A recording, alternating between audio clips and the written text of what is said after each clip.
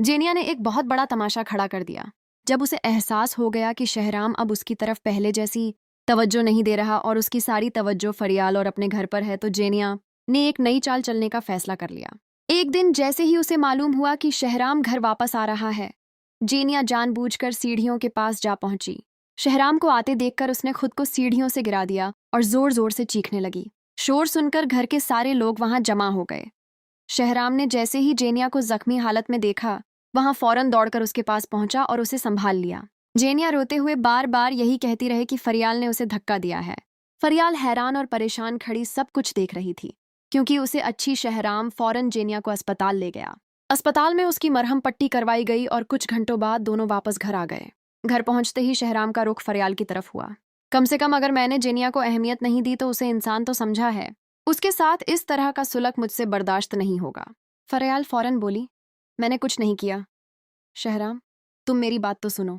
मगर शहराम गुस्से में बोला, मैं इस मामले पर और कोई बात नहीं करना चाहता। मुझे सब कुछ पता चल चुका है। फरियाल की आंखों में आंसू आ गए। वह बेगुनाह थी, लेकिन इल्जाम उसी पर लग गया था। दूसरी तरफ जेनिया दिल ही दिल में खुश हो रही थी, क्योंकि उसकी चाल कामयाब हो चुकी थी। वक्त गुजरता गया और जेनिया की हरकतें और बढ़ने लगीं। अब वह हर वक्त किसी न किसी तरीके से शहराम की तवज्जो हासिल करने की कोशिश करती रहती। एक रात तो उसने हद ही कर दी। वह शहराम और फरियाल के कमरे के दरवाजे के बाहर जाकर लेट गई। रात के वक्त जब शहराम पानी पीने के लिए बाहर निकला, तो उसने जेनिया को वहां सोते हुए देखा। जेनिया, तुम यहाँ क्यों सो रही हो? तुम्हारे लिए अलग कमरा बना हुआ है, जाकर अपने कमरे में सो जाओ। जेनिया फौरन रोने लगी। मुझे मर जाने दो शहराम, इस घर में मेरी कोई अहमियत नहीं रही। मैं ना कुछ खाऊंगी और ना किसी से बात करूंगी। मुझे कुछ नहीं चाहिए। शहराम हैरान रह गया, जबकि फरियाल दूर खड़ी खामोशी से यह सब देख रही थी। वह जानती थी कि जेनिया सिर्फ हमदर्दी हासिल करने के लिए यह सब ड्रामा कर रही है, लेकिन कोई उसकी बात सुनने को तैयार नहीं था। इधर फरियाल सब कुछ खामोशी और सब्र के साथ बर्दाश्त कर रही थी, जबकि उधर जेनिया की चालियां दिन ब दिन खतरनाक होती जा रही थीं। अब वह शहराम और फरियाल की जिंदगी में और ज्यादा परेशानियां पैदा करने के लिए एक नई साजिश तैयार कर रही थीं, जिसके नतीजे पूरे घर को हिलाकर रख देने वाले थे।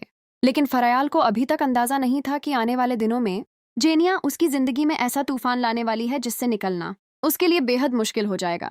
जेनिया अब हर वक्त शहराम को फरियाल के खिलाफ भड़काने की कोशिश करती। कभी वह झूठ बोलती कि फरियाल ने उसे बुरा भला कहा है, तो कभी वह घर वालों के सामने खुद को बेचारी साबित करने लगती। दूसरी तरफ फरियाल सिर्फ अपने रिश्ते को बचाने की कोशिश कर रही थी, मगर उसकी हर कोशिश नाकाम होती जा रही थी। धीरे धीरे शहराम भी जेनिया की बातों पर यकीन करने लगा। फरियाल को महसूस होने लगा कि उसका अपना शौहर उससे दूर होता जा रहा है।